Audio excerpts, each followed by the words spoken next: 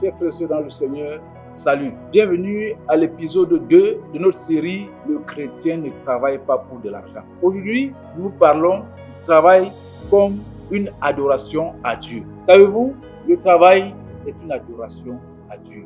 Quand nous lisons la parole, à partir de Genèse, il est clair que Dieu nous a créés pour deux choses. Dieu nous a placés sur la terre pour deux choses. Cultiver la terre et la garder. On appelle le jardin. Quand on dit jardin, le jardin parle d'un endroit organisé. Parce que la terre, c'est pas une forêt. Là où il y a les hommes, il y a l'organisation. Le jardin, c'est un endroit organisé qui a des limites, qui a des règles. Même les plantes qui sont dans le jardin sont contrôlées, surveillées. Ça a une taille, ça a un rôle. Telle fleur a une définition, telle plante, on connaît son fruit. Et Dieu nous a placés dans la terre sur la terre comme dans un jardin. Nous sommes sur la terre pour donner un sens à la terre, pour cultiver la terre et le garder.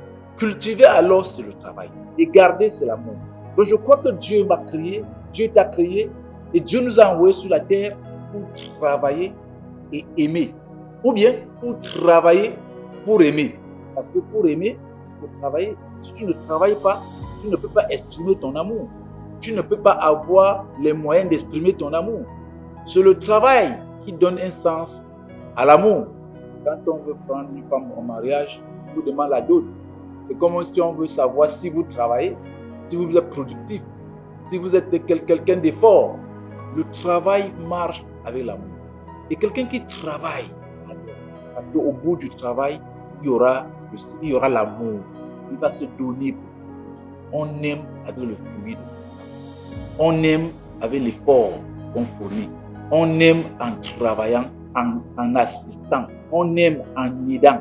Dieu a placé l'homme dans le jardin pour le cultiver et le garder. Ça veut dire Dieu a placé l'homme sur la terre pour travailler et pour aimer. Donc quand tu travailles dans le but d'aimer, dans le but de prendre soin de toi-même, prendre soin de ta famille et prendre soin de l'humanité. Parce qu'il est question pour nous de vivre et surtout de bien vivre et de vivre longtemps. Et pour cela, nous devons faire des efforts pour prendre soin de nous, de la famille, des nôtres et du monde. Ce travail qui consiste à s'enrichir par tous les moyens, à accumuler, à piétiner les hommes pour rechercher des gains, ça ne vient pas de Dieu. Le chrétien n'est pas là pour accumuler à la recherche des gains. Quand on regarde l'église primitive, personne ne disait que ses biens lui appartenaient en propre. Il n'avait pas l'esprit de propriété que les gens ont aujourd'hui. Aujourd'hui, chacun veut être propriétaire de quelque chose. Chacun veut avoir plus que l'autre. Non. Les chrétiens avaient un besoin d'accès. Si je peux avoir accès à quelque chose que mon frère a déjà, il me faut trouver quelque chose que mon frère n'a pas pour que lui, il ait accès à la chose. Et c'est comme ça qu'on se complète. Si nous nous mettons à la course des propriétés, de l'accumulation des richesses, nous allons piétiner nos frères, nous allons usurper nos frères, nous allons escroquer, nous allons être malhonnêtes, nous allons être païens dans notre comportement. Et ça ne glorifie pas Dieu.